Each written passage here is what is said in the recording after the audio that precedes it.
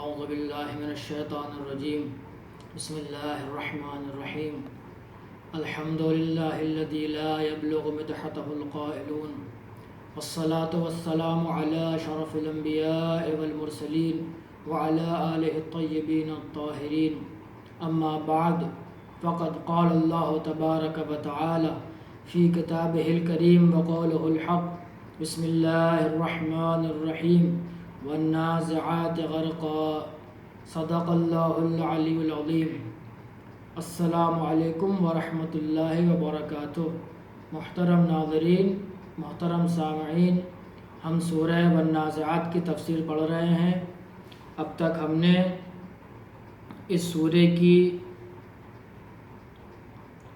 11 آیات کی تفسیر سے آشنائی کا شرف حاصل کیا۔ آج کے درس کا ہم آغاز آیت نمبر 12 سے کریں گے۔ بسم اللہ الرحمن الرحیم۔ قالوا تلک اذا کرۃ خاسرہ فإنما هي زجرة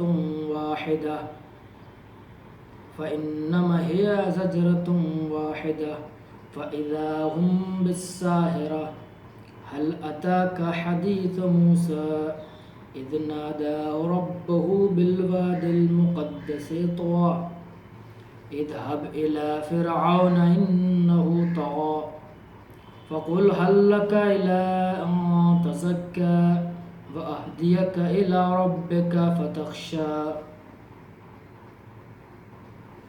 ارشاد خداوندی ہے قالوا تلك اذا کرۃ خاسرہ۔ کل میں نے عرض کیا تھا کہ کچھ لوگوں کا یہ اشکال تھا، یہ اعتراض تھا کہ اللہ جو دوبارہ اٹھائے گا جبکہ ہماری ہڈیاں بوسیدہ ہو چکی ہیں، کیا خدا ان بوسیدہ ہڈیوں سے ہمیں دوبارہ زندگی عطا کر سکتا ہے، ہمیں دوبارہ وجود بخش سکتا ہے؟ اس حوالے سے کل گفتگو ہوئی تھی، اور گفتگو یہ بھی ہوئی تھی کہ کچھ افراد نے دوبارہ اٹھائے جانے کو، معاد کے مسئلے کو لغوی معنی میں لیا تھا۔ معاد کہتے ہیں عود کو، عود یعنی لوٹنا۔ تو ان لوگوں نے استہزاء کے عنوان سے، تمسخر کے عنوان سے معاد کو، کہ جو معاد کا مسئلہ محض دوبارہ اٹھائے جانے سے نہیں ہے بلکہ دوبارہ اٹھائے جانے کا مقصد ہے، اور وہ مقصد یہ ہے کہ انسان کا حساب و کتاب لیا جائے۔ دنیا میں رہ کر اس نے کیا کارکردگی اس کی رہی، اس کا محاسبہ کیا جائے، اور اس محاسبے کی بنا پر سزا اور جزا اسے عطا کی جائے۔ لیکن ان افراد نے معاد سے لغوی معنی سمجھا، یعنی عود کا معنی سمجھا، اور تمسخر کے عنوان سے یہ کہا کہ خدا ہمیں دوبارہ کس لیے اٹھانا چاہتا ہے؟ اگر دوبارہ اٹھا کے ہمیں اسی دنیا میں اللہ کو بھیجنا تھا تو اس دنیا میں ہمیں باقی رکھتا۔ یہ مشکلات، یہ دوبارہ مرنا، یہ اٹھایا جانا، ہڈیوں کا بوسیدہ ہونا، موت کی مشکل سے دوچار ہونا، اس کی تکلیف سے دوچار ہونا، ان سب باتوں کا مقصد کیا ہے؟ اگر صرف اللہ کو دنیا میں دوبارہ بھیجنا ہے تو یہ سب باتیں جو ہیں انسان کو مشکل میں ڈالنا، پریشانی میں ڈالنا، اس سے کیا فائدہ ہے؟ یہ سب ان لوگوں کا اشکال تھا۔ اور پھر انہی لوگوں کی آج بھی گفتگو جاری ہے آیت نمبر 12 میں بھی، کہ قالوا تلک اذا کرۃ خاسرہ۔ وہ لوگ یہ کہتے ہیں کہ یہ جو دوبارہ اٹھائے جانے کا خدا کا مقصد ہے یہ بیکار ہے، خاسرہ، دھوکہ، یعنی گھاٹے کا سودا ہے، اس میں نقصان ہے، نہ اس میں خود خدا کا فائدہ ہے اور جنہیں اٹھایا جا رہا ہے نہ ان کا فائدہ ہے۔ اس میں کسی کا فائدہ نہیں ہے دوبارہ اللہ انسان کو اس دنیا میں بھیج رہا ہے اٹھانے کے بعد۔ اس میں صرف وقتی خرابی ہے، انسان کو پریشان کرنا، اس کو سختی اور مشکلات سے دوچار کرنا، صرف و صرف یہ ہے، اس کے علاوہ کوئی مقصد حاصل ہونے والا نہیں ہے۔ یہ ان افراد کا اشکال ہے، کیونکہ ان لوگوں نے معاد کو استہزاء کے عنوان سے اس کا لغوی معنی لیا، کہ اللہ کا مقصد کیا دنیا میں لوٹا ہے، بلکہ مقصد اللہ کا یہ نہیں ہے، بلکہ اللہ کا مقصد یہ ہے کہ انسان کو دوبارہ اٹھایا جائے تاکہ انسان سے حساب و کتاب لیا جائے، اور جس مقصد کے لیے انسان کو خلق کیا ہے اس مقصد کے حوالے سے انسان سے سوال کیا جائے۔ اس حوالے سے جو ہے دوبارہ انسان کو اٹھائے جانے کا مقصد ہے خداوند عالم کا۔ پھر دوبارہ خداوند عالم نے ارشاد فرمایا فَإِنَّمَا هِيَ زَجْرَةٌ وَاحِدَةٌ، یہ دوبارہ جو میں اٹھاؤں گا، یہ دوبارہ جو اٹھایا جانا ہے، یہ صرف و صرف ایک آواز ایسی آئے گی کہ جس ایک آواز سے تمام دنیا کے لوگ دوبارہ زندہ ہو جائیں گے۔ تمام افراد جو اس وقت موت کے آغوش میں جا چکے ہوں گے اور سب مر چکے ہوں گے، انسان کو دوبارہ اٹھایا جائے گا۔ یعنی ابھی پہلے ہی جو ہے میں نے کل ذکر کیا تھا کہ جو ہے سور پھونکے جانے کے حوالے سے گفتگو تھی آیت نمبر 6 میں اور آیت نمبر 7 میں۔ آیت نمبر 13 میں پھر خداوند عالم نے بدلے ہوئے لہجے میں اور بدلے ہوئے الفاظ میں گفتگو کی ہے کہ انسان غلط سمجھ رہا ہے کہ میں اس کو دنیا میں دوبارہ بھیجنا چاہتا ہوں، وہ غلط گمان کر رہا ہے، وہ صرف استہزاء اور دھوکہ دینا چاہ رہا ہے، اور وہ یہ دھوکہ کسی اور کو نہیں دے رہا، خود اپنے نفس کو دھوکہ دے رہا ہے، خود اپنے نفس کو دھوکے میں رکھنا چاہتا ہے، بلکہ وہ بھی جانتا ہے کہ اس کو دوبارہ اس لیے نہیں اٹھایا جا رہا۔ دیکھیے ایک ہوتا ہے تجاہل عارفانہ، ایک یہ ہوتا ہے کہ انسان واقعی میں جاہل ہے، لیکن ایک یہ ہوتا ہے کہ جہالت کا مظاہرہ کرنا، یعنی اپنے آپ کو نادان دکھانا کہ ہم ناسمجھ ہیں، ہم کچھ نہیں جانتے۔ تو یہ افراد کیا تجاہل عارفانہ سے کام لے رہے ہیں، اس لیے اس طرح کی گفتگو جو ہے کر رہا ہے۔ لیکن خداوند عالم یہ کہتا ہے کہ فَإِنَّمَا هِيَ زَجْرَةٌ وَاحِدَةٌ، صرف ایک آواز سے، ایک سور کے جو ایک آواز کی شکل میں ہوگا، تمام انسان کو دوبارہ زندہ کیا جائے گا۔ اس کے بعد کیا ہوگا؟ فَإِذَا هُمْ بِالسَّاهِرَةِ، اور پھر تمام لوگ ایک ساتھ محشور ہوں گے ایک وسیع و عریض میدان میں، ایک وسیع و عریض کا نام ہے صحرا میں۔ لفظ ساحرہ یہاں استعمال ہوا ہے، لفظ ساحرہ کا لغوی معنی ہے یعنی شب بیداری، راتوں کو جاگنا۔ اس کا اصل مادہ جو ہے وہ سحرہ سے لیا گیا ہے، اور سحرہ کہتے ہیں شب بیداری کو، راتوں کے جاگنے کو۔ اس لیے یہاں پر یہ، اور اس رات کو جاگنے کا جو معنی ہے یہ لغوی معنی ہے۔ آیا یہ لغوی معنی اس آیت کی تفسیر میں دخل رکھتا ہے، دخیل ہے یا نہیں، یا اصطلاحی معنی کا یہاں دخل ہے؟ دیکھیے ایک تو انسان شب بیداری جو کرتا ہے وہ اپنی اختیار سے کرتا ہے، اور کسی اچھے مقصد کے لیے کرتا ہے اپنے اختیار سے، جیسے کہ انسان جاگے رات کو عبادت کرنے کے لیے، انسان جاگے رات کو تعلیم حاصل کرنے کے لیے، مطالعہ کرنے کے لیے، بحث و مباحثہ کرنے کے لیے، علمی نشست برگزار کرنے کے لیے، یہ کیا ہے اختیاری حالت میں ہوتا ہے۔ لیکن کبھی کبھی ایسا ہوتا ہے انسان غیر اختیاری حالت میں بھی جاگتا ہے، جاگنے پہ اس کو اختیار نہیں ہے لیکن اس کو نیند نہیں آ رہی اس لیے وہ جاگ رہا ہے۔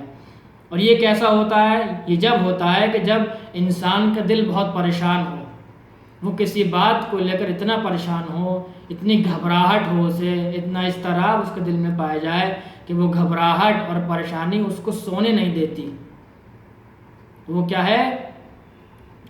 یہاں پر غیر اختیاری حالت میں جاگتا ہے رات بھر۔ تو یہاں جو ہے وہ معنی، یہی معنی دخل ہے کہ انسانوں کو، تمام انسانوں کو ایک ایسے میدان میں جمع کیا جائے گا کہ جو چٹیل میدان ہوگا، جو ایک کیا نام صحرا ہوگا، اور وہ صحرا اس قدر خوفناک ہوگا، اس طرح کی آوازیں وہاں پر آئیں گی کہ اگر کوئی انسان اس صحرا میں رہ لے اور اسے دیکھ لے تو ایک مدت طویل تک اس کو راتوں کو نیند نہ آئے، اس کی نیند اڑ جائے۔ ایسا میدان ہوگا، وہ ایسا جگہ ہوگی جس جگہ تمام افراد کو جمع کیا جائے گا حساب و کتاب کے لیے۔ غور و فکر کرے انسان کہ کیا عالم ہوگا اس وقت۔ فَإِذَا هُمْ بِالسَّاهِرَةِ، پھر تمام انسانوں کو ایک ایسے صحرا میں جمع کیا جائے گا کہ جس صحرا کو دیکھ کر انسان کی راتوں کی نیند اڑ جائے۔ اب جو گفتگو ہے آیت نمبر 15 سے، وہ گفتگو جو ہے وہ اس طرح سے ہے کہ یہ جناب موسیٰ علیہ السلام کے حوالے سے گفتگو ہے، اور جناب موسیٰ علیہ السلام کے واقعے کی طرف خداوند عالم اشارہ کر کر یہ بتانا چاہتا ہے کہ دیکھو جو ہے موسیٰ کی داستان اور فرعون کی داستان تم تک پہنچی، اس داستان سے تم نے کیا عبرت حاصل کی، فرعون نے کیا طغیانیاں اختیار کی، اور ہم نے کس کس طرح سے اس پر حجت تمام کی، لیکن پھر بھی وہ باز نہ آیا، اور جب باز نہ آیا تو ہم نے کیسے اس کو غرق اور نیست و نابود کر دیا۔ اسی حوالے سے یہاں پر گفتگو تاکہ انسان ان جو واقعات کو اگر سنے، پڑھے، دیکھے اور سمجھے تاکہ ان سے عبرت حاصل کرے۔ آیت نمبر 15، هل اتاک حدیث الغاشیہ، کیا تم تک موسیٰ کی گفتگو یعنی موسیٰ کا واقعہ، موسیٰ کی داستان تم تک پہنچی؟ اب گفتگو شروع ہو رہی ہے، جناب موسیٰ علیہ السلام کی گفتگو شروع ہو رہی ہے ان کے حوالے سے، ان کی داستان کے حوالے سے، کہ آیت نمبر 16 سے کہ اذ ناداہ ربہ بالواد المقدس طویٰ، جب موسیٰ سے خطاب ہے کہ جب اے موسیٰ کہ جب تمہارے رب نے تم کو آواز دی وادی مقدس میں، کہ جس وادی مقدس کا نام کیا ہے؟ طویٰ ہے، یعنی جہاں پر جناب موسیٰ علیہ السلام کو پہلی وحی نازل ہوئی، پہلی بار خداوند عالم نے ان سے خطاب کیا، اس جگہ کا نام تھا طویٰ۔ ایک مرتبہ ایسا ہوا کہ جب کہ جناب موسیٰ علیہ السلام کو یہ حکم ہوا کہ وہ شام سے مصر کی طرف روانہ ہوں، تو جب وہ مصر کی طرف روانہ ہوئے اپنے اہل خانہ کے ساتھ تو رات ہو گئی اور موسم بھی بگڑ گیا، اور رات اتنی تاریکی ہو گئی کہ ان کو اپنے آگے کا بالکل دکھائی دینا بند ہو گیا، اتنی شدید جو ہے تاریک ہو گئی رات۔ جب اتنا گپ اندھیرا ہو گیا تو ایسے گپ اندھیرے میں ان کو دکھائی دیا کہ کہیں دور پر کیا ہے، کچھ روشنی سی ہے۔ ان کو یہ احساس ہوا کہ وہ روشنی کسی آتش کی ہے، وہاں پر کوئی آگ روشن ہے۔ انہوں نے اپنے اہل خانہ سے کہا کہ تم یہاں پر رکو، میں وہاں سے جا کر لکڑی سے کچھ آگ لے کر آتا ہوں تاکہ مشال جلاؤں اور ہم کو راستہ معلوم ہو سکے کہ ہمیں کدھر جانا ہے۔ جب وہ نزدیک ہوئے اس روشنی کے تو ان کی آنکھیں خیرہ ہوتی چلی گئیں، یعنی نور میں کیا شدت پیدا ہوتی چلی گئی۔ جب وہ اتنے قریب ہو گئے تو انہوں نے دیکھا کہ وہ آگ نہیں بلکہ ایک درخت سے کیا ہے، ایک نور ساطع ہو رہا ہے۔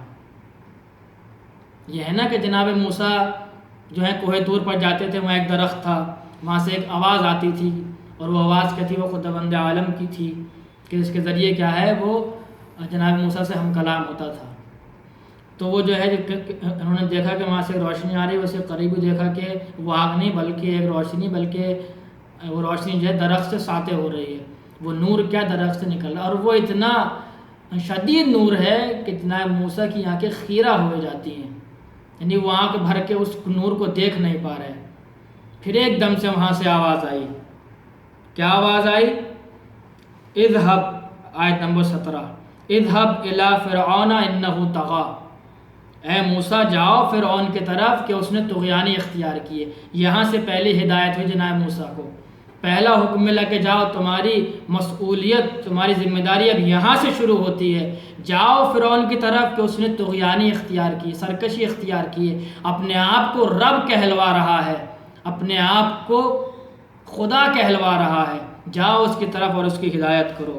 اذهب الى فرعون انه طغى، جاؤ موسیٰ فرعون کی طرف کہ اس نے طغیانی اختیار کی ہے۔ پھر ارشاد ہوا آیت نمبر 18 میں کہ اے موسیٰ فرعون سے اکڑ کے بات نہ کرنا، فرعون سے تند لہجے میں بات نہ کرنا، بلکہ کیسے بات کرنا؟ فَقُلْ هَلْ لَكَ إِلَىٰ أَن تَزَكَّىٰ، فرعون سے نرم لہجے میں بات کرنا۔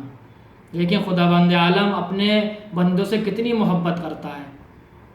خدا نے ایک حاکم کی طرح نہیں کہا کہ اس کی یہ مجال کہ میرے مقابلے میں اپنے آپ کو رب کہلوائے، اپنے آپ کو خدا کہلوائے، خدائی کا دعویٰ کرے، میری کائنات میں رہ کر، میرا رزق کھا کر میں نے اسے وجود بخشا، میں نے اس کی زبان میں قوت گویائی پیدا کی، تمام نعمتیں میں نے اسے عطا کی، لیکن اس کی یہ مجال کہ میرے مقابلے میں کھڑا ہو اور رب کہلوائے؟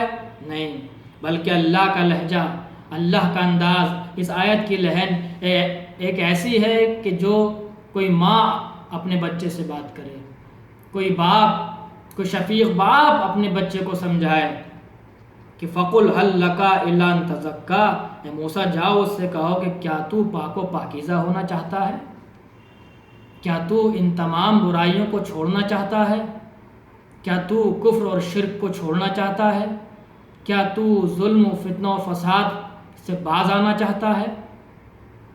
کیا تو راہ مستقیم پر آنا چاہتا ہے؟ اس طرح سے بات کرو، ملائمت سے بات کرو، نرم لہجے میں بات کرو۔ یہاں پر اللہ نے تبلیغ کا طریقہ بھی بتایا کہ ہم کس طرح سے تبلیغ کریں، ہمارا لہجہ، ہمارا اخلاق جو ہے کیسا ہونا چاہیے۔ ہمارے لہجے میں سختی نہیں ہونی چاہیے، ہمارے لہجے میں حکمرانی نہیں ہونا چاہیے، ہمارے لہجے میں عاجزی ہونا چاہیے، ہمارے لہجے میں نرمی اور ملائمت ہونی چاہیے، تاکہ سامنے والا ہمارے اخلاق سے متاثر ہو کر ہماری بات کو قبول کرے۔ کہا کہ جاؤ اور اس سے پوچھو، اس سے یہ مت کہو کہ تو پاک و پاکیزہ ہو جا۔ اللہ کا حکم یہ نہیں کہ جانے کے بعد اس کو حکم کرو کہ تو کیا پاک و پاکیزہ ہو جا، بلکہ اللہ کا حکم یہ ہے کہ اس سے جا کے پوچھو کیا تو پاک و پاکیزہ ہونا چاہتا ہے؟ کیا تو راہ مستقیم پر آنا چاہتا ہے؟ پھر ارشاد ہوا آیت نمبر 19 میں وَأَهْدِيَكَ إِلَىٰ رَبِّكَ فَتَخْشَىٰ، اگر تو پاک و پاکیزہ ہونا چاہتا ہے، اگر تو شرک و کفر کی وادی کو چھوڑنا چاہتا ہے، ظلمت سے نور کی طرف آنا چاہتا ہے، جہل سے علم کی طرف آنا چاہتا ہے، وَأَهْدِيَكَ إِلَىٰ رَبِّكَ فَتَخْشَىٰ، تو میں تجھے تیرے رب کی طرف ہدایت کر سکتا ہوں تاکہ تو اپنے رب کی معرفت حاصل کرے، اور جب تو اپنے رب کی معرفت حاصل کرے گا تو اپنے رب کی بزرگی اور عظمت اور قدرت کا اعتراف کرے گا۔ جب تو اپنے رب کی عظمت اور بزرگی کا اعتراف کر لے گا تو اس اعتراف کے نتیجے میں تیرے دل میں خوف الہی پیدا ہوگا، فتخشا، پھر تو کیا ہے، اللہ سے ڈرے گا۔ یعنی یہاں پر ایک بات قابل غور یہ ہے کہ ہدایت کا مرحلہ بعد میں ہے، پہلے کیا ہے، اپنے آپ کو اس لائق بناؤ، پہلے تم ایک قدم آگے بڑھاؤ، پہلے اپنا ظرف پاک و پاکیزہ کرو تاکہ ہدایت کا نور جب تمہارے ظرف میں آئے تو وہ نور اسی شفافیت کے ساتھ باقی رہ سکے، کوئی گناہ اس نور کو آلودہ نہ کر سکے۔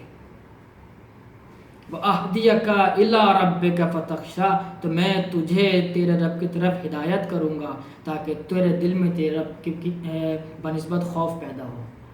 یعنی جب تک انسان کو معرفت نہیں ہوگی، جب تک انسان کسی چیز کے بارے میں آشنائی کامل نہیں رکھے گا، اس وقت تک اس چیز کی بنسبت، اس ذات کی بنسبت انسان کے دل میں بزرگی اور عظمت پیدا نہیں ہوگی۔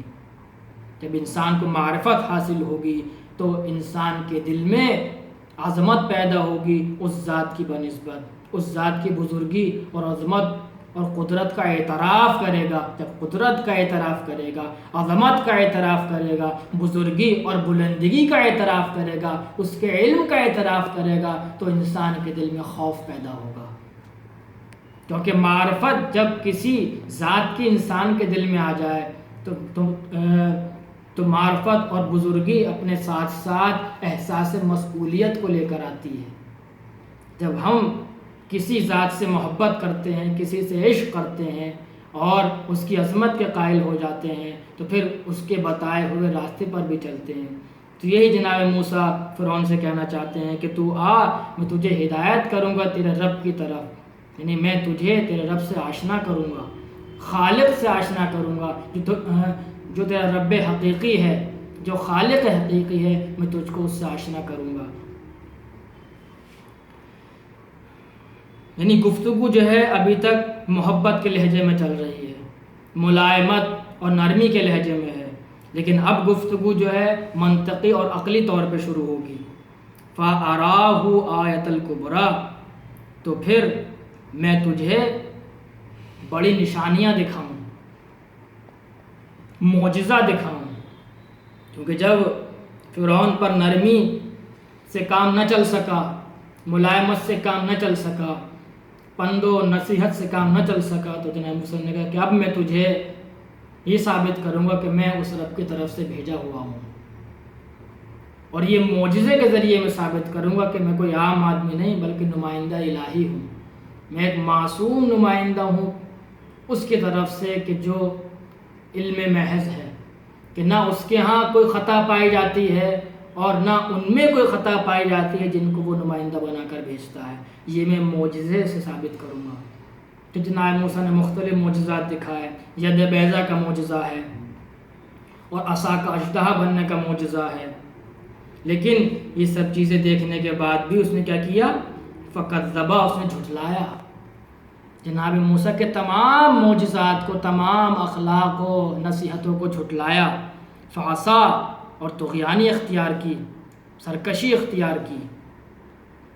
اور بات یہیں تک باقی نہیں رہی، بلکہ آیت نمبر 22 میں ارشاد ہوا ثم ادبر یسعی، اور اس نے جناب موسیٰ علیہ السلام کی طرف سے منہ پھیر لیا، یعنی گویا اس نے ان کی گفتگو کو انسنی کر دیا۔ تو پھر یسعی، اور سعی و کوشش میں لگ گیا کہ کس طرح سے اس دین کو خاموش کیا جائے، اس دین کو پھیلنے سے روکا جائے جس دین کی دعوت موسیٰ دے رہے ہیں۔ یسعی یعنی سعی و کوشش میں لگ گیا، وہ جو جناب موسیٰ کے پیغام کو عمومیت نہ حاصل ہو، ان کا پیغام لوگوں تک نہ پہنچے، ان کا دین کیا ہے ترویج نہ ہو پائے۔ پھر کیا کیا اس نے؟ آیت نمبر 23 میں فحشر فنادا، فحشر کا مطلب یہ ہے کہ اس نے تمام جادوگروں کو بلایا، پھر اس نے تمام جادوگروں کو بلایا اور اپنی جہاں تک اس کی مملکت تھی، تمام مملکت میں مختلف شہروں میں اس نے اپنے لوگوں کو بھیجا، اور ممتاز جو ساحر تھے، جو برجستہ ماہر کے نام ساحر جادوگر تھے، ان تمام جادوگروں کو اس نے بلایا۔ فنادا، اور جادوگروں کے ساتھ ساتھ تمام عوام کو بھی بلایا، لوگوں کو بھی بلایا، اپنی پوری مملکت کے لوگوں کو بلایا کہ تمام لوگ یہ دیکھیں کہ کیسے فرعون کا دعویٰ، کہ کیسے موسیٰ کا دعویٰ جھوٹا ثابت ہوتا ہے، کہ موسیٰ جو ہیں ان کا دعویٰ سچا نہیں ہے، وہ اللہ کے بھیجے ہوئے نمائندے نہیں ہیں۔ یہ بات اس نے دکھانے کے لیے، کیونکہ وہ اپنے آپ میں یہ سمجھ رہا تھا کہ جادوگر جو ہیں وہ موسیٰ پر بھی ان کا جادو چل جائے گا، اس لیے اس نے بلایا تمام ان کو اور کہا کہ لوگ بھی دیکھیں، کہیں ایسا نہ ہو کہ لوگ دھوکہ کھا جائیں اور موسیٰ کے دین کی پیروی کرنے لگے۔ کسی لوگوں کو بلایا، اور لوگوں کو بلانے کے بعد کی جو گفتگو ہے وہ اس میں قرآن میں یعنی صریحاً اس میں ذکر نہیں ہوئی، لیکن کیا نام ہے احادیث میں ذکر ہوئی ہے، کیا نام تفسیر کے عنوان سے، کہ لوگوں کو بلایا اور جادوگروں نے اپنی جو ہے کیا نام رسیوں کو پھیرا۔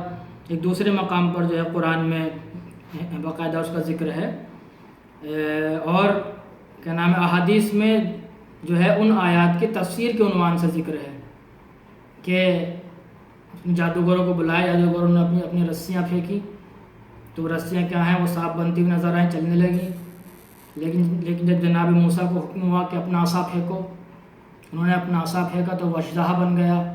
اژدہا بننے کے بعد وہ تمام رسیوں کو نگل گیا، اور فوراً جادوگر یہ کہتے ہوئے نظر آئے کہ ہم تم پر اور تمہارے رب پر ایمان لے کر آتے ہیں،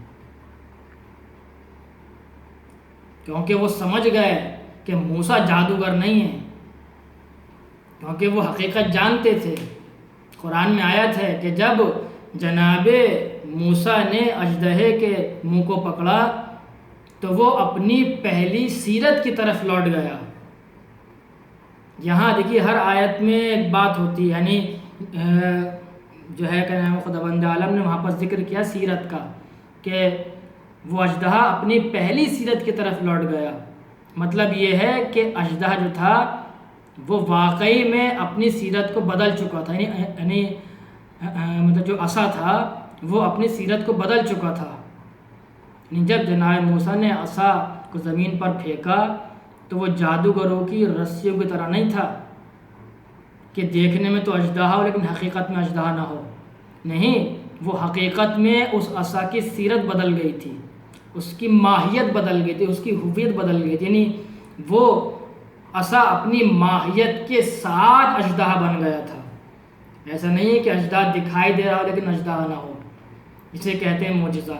اگر وہ اژدہا اپنی سیرت کو اگر وہ عصا اژدہے کی سیرت میں نہ بدلتا تو جادوگر جو تھے وہ جناب موسیٰ پر ایمان لے کر نہ آتے، کیونکہ وہ دیکھ لیتے کہ یہ موسیٰ جو ہیں لوگوں کو دھوکہ دے رہے ہیں، لیکن وہ تو خالی عصا ہے، لوگوں کو اژدہا نظر آ رہا ہے، لیکن عصا کی ہویت بدل گئی، اور وہ ہویت کیا ہے؟ وہ اژدہے کی شکل میں بدل گئی، اس لیے وہ کیا ہے؟